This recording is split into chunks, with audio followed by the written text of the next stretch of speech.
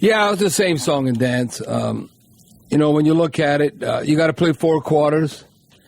And that being, Spencer Rattler, he's kind of like Dr. Jekyll, Mr. Hyde. He was, really the past 2 games, if you look against the Raiders and Tampa Bay, outstanding in the first half. Now, teams are going to make adjustments. I thought a couple of times, just a little inaccurate with his passing. You take for granted how accurate Drew Brees was. And if a receiver is a lot open, you got to hit him in stride. You can't throw it behind him. You can't throw it too high. So I just thought a couple of passes just inaccurate. One pocket presence. I don't know. He had a good pocket. Then he steps up into the sack with Vita Vea.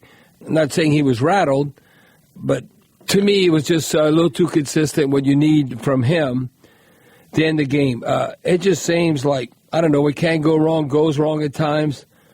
And you might have seasoned veterans and just get stupid penalties, like Foster Morrow. All of a sudden, he got a 7-yard gain, and he gets a penalty. He tossed the football at the Bucs bench and all that. It's just a lot of mistiming as far as penalties go. You have positive and negatives every game. But we finally forced a turnover. We had gone the past 6 weeks without forcing a turnover. So that was good. And then, I don't know, there was one hit over the middle. Honey Badger really don't want to hit nobody today. I mean, they called a penalty on him. I think they ended up maybe making contact with one another, the face mask or the helmet, and he had his shoulder in there, but he was almost like taking the blow, and they called that a penalty. I mean, how can that be a roughing? So, and then, I don't know. Next year, you know what I want to see? We don't let the damn quarterback run whenever he wants to run. And just do whatever he wants to do. I mean, Baker Mayfield can scramble. But it's not Jaden Daniels. It's not Lamar Jackson. He's better than Matthew Stafford or Jared Goff, or even Sam Darnold. But that's unacceptable. Baker Mayfield runs the ball for 9 times, 68 yards, 7.6-yard average.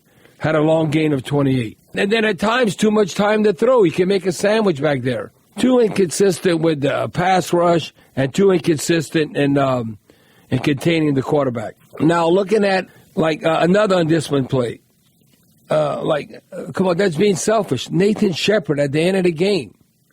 Okay, the play's over. Why are you going to go over the pile and pin the offensive lineman, push him over? They're going to call that every time. You cannot do that. I don't know. That's a selfish act on a veteran player like Nathan Shepard.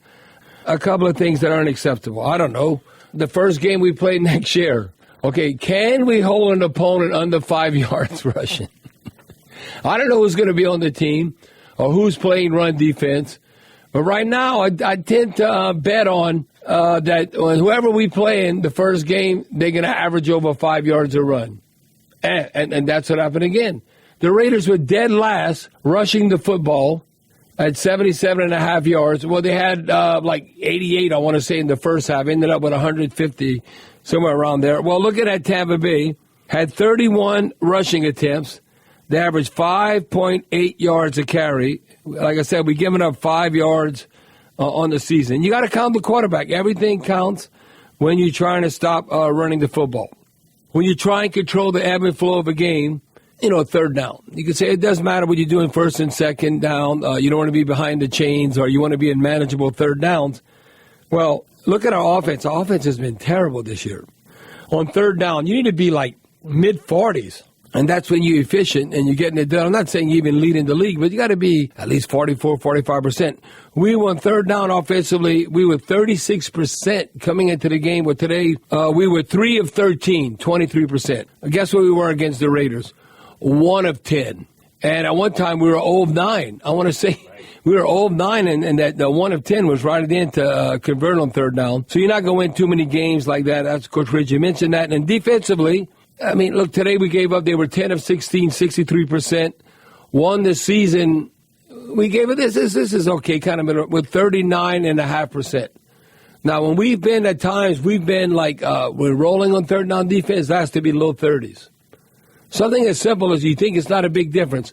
No, 39.5% versus 32.5%. That's a big difference when all said and done.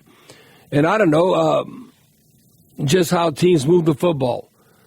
you might say, well, it wasn't throughout the game, but like a tale of two halves, whatever. The last two games, we gave up basically 900 yards of offense in two games. 890 to be exact. 890 yards to be exact. So I say that I'm around it. I'm going to say we gave up 900 yards the past two games.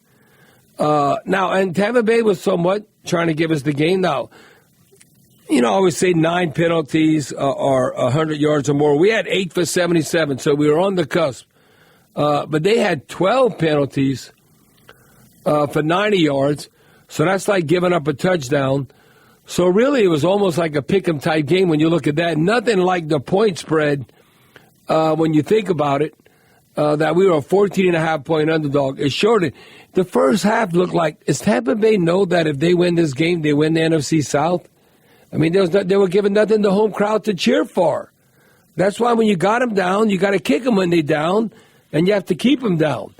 That was not the case, and that was frustrating because, when you got an opponent down, you got to keep that momentum, and I just think we've been too much on a roller coaster there. Like, for instance, Juwan Johnson. Juwan Johnson to start the game, was he on fire or was he on fire?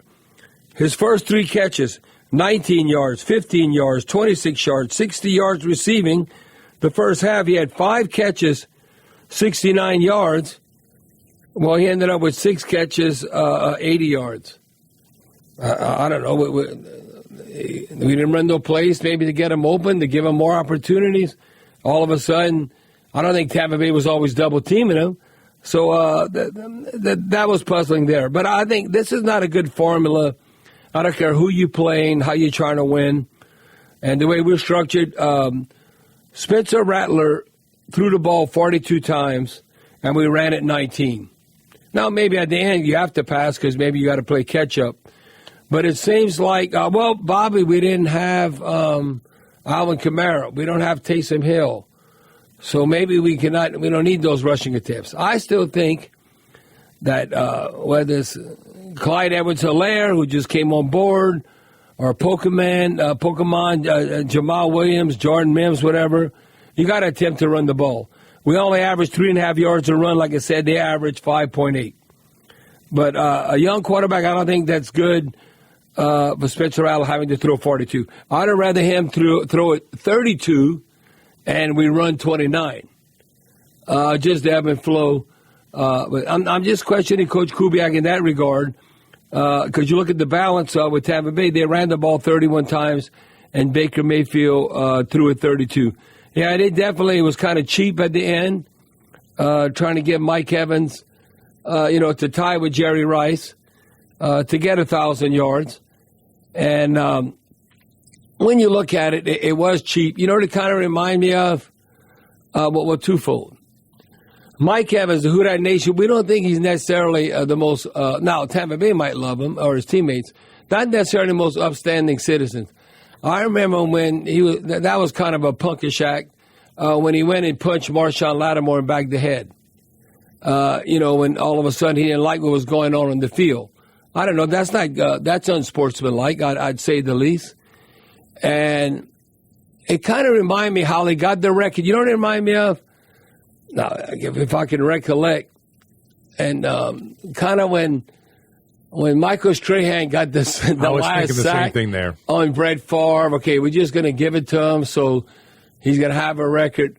Or even Pokemon, how about we give him a touchdown when we're supposed to kneel down on the ball? I look at that, to me, that's not gamesmanship. I don't know how you're supposed to fight. I don't know, Deuce or Charlie, we're all talking about this. I don't know, at the end, we might give up another touchdown, but Mike Evans ain't going to catch that ball. We might, instead of bracketing him or play him short and long, we'd have put 4 guys on him. And we might tackle him and get a penalty, but he ain't catching another ball. He needed 85 yards, and I think he got 9 receptions for 89 yards, so he's over 1,000. And I'm not hating on him. Listen, if I was a teammate of his, I'd be we got to get him another ball. Because you won this. That making that one catch at the end, that's actually $3 million. Just enough time to do it. It's like an extra $3 million bonus. Yeah. I had told you that story before with me, right? That $250,000 bonus. I told you, okay. This is 1987. And out of my contract, I had to start 12 games or more. We played in 16. I get a $250,000 signing bonus. So all of a sudden, we played in the Bengals. My knee's hurting, and it's all swollen and stuff. And we were already in the playoffs. That year, we went 12-3. Was a wild card. So we're getting ready to play Green Bay at home. And so Mr. Finks, the general manager, says, well, Bob, you need to sit down and get ready for the playoffs, because your knee's all messed up and all that. I said, no, I'm all right. I'm going to start next week. My knee's all right. Well, to show you how I was going to make my knee all right, you have the hard days of practice on Wednesday and Thursday. I got my knee drained Wednesday and shot up, and I got my knee drained on Thursday and shot up so I could practice. And I got it shot up for the game. And so I said, because you say, if you don't practice, you can't play. So I said, all I got to do is take the first snap. I said, I ain't giving up that damn $250,000. Now, I told Mr. Finks, I said, I'll save myself in the playoffs if you give me that bonus. So we're not going to do that. I said, well, damn it, I'm playing. Ain't no way I'm not playing. I even told Dave Wilson, first round supplemental draft pick. You remember from Illinois. He's the only rookie to ever win a game for the Saints as a rookie. Spencer Rattler had a chance to win a game as a rookie. It didn't happen. Dave Wilson's the only one to do that against the Rams.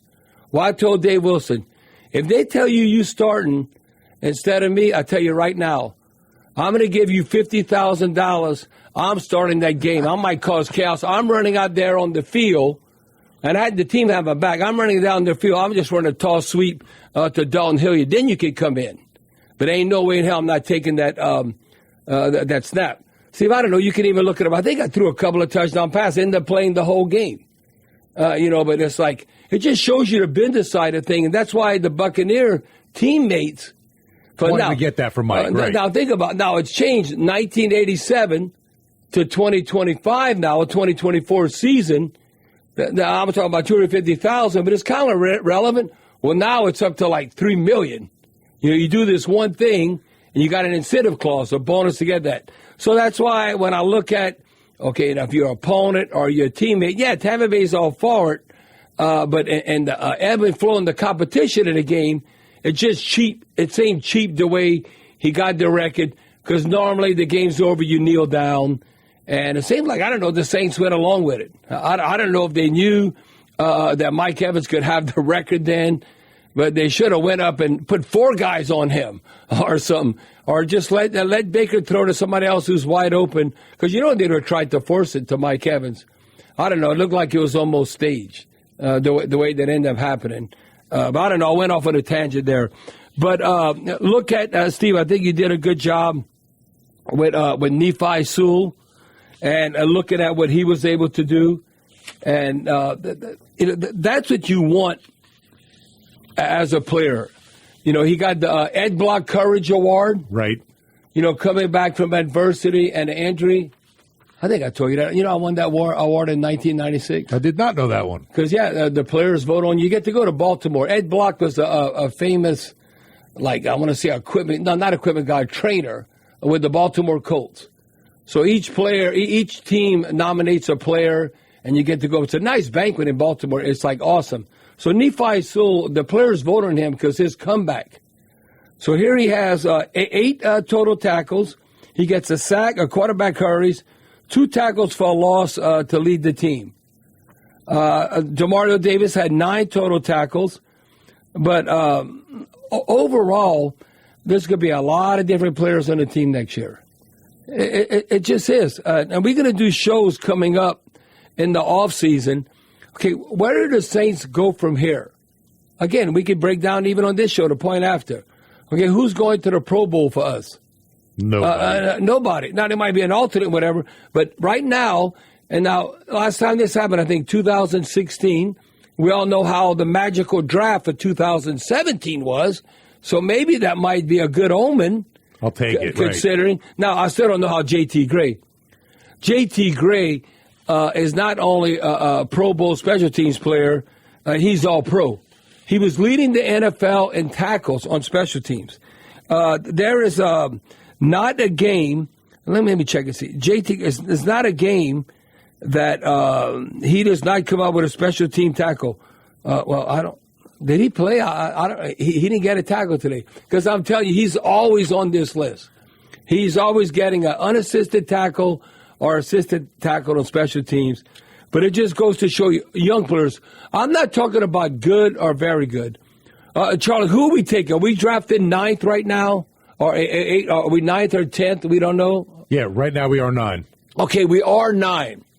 Whoever we pick at number 9, the Who Dat Nation does not want to hear, we're going to develop this guy. Please, you got to be patient, 2 or 3 years. We don't want to hear none of this Marcus Davenport, Peyton Turner stuff. Oh, look at the upside. We want somebody who's going to come in here and be able to play from the get-go.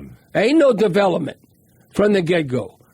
And that's why we were talking about, okay, is it there in interior lineman? Mike, we talked about this in the pregame from University of Michigan, but he might be gone before the Saints. Michigan Wolverines have a couple of players. So how do you wheel and deal? All I know is we cannot be giving up 5 yards a run week in and week out. To everybody. Or you might not even, you might be the same song and dance. You might not even be 500 when all said and done.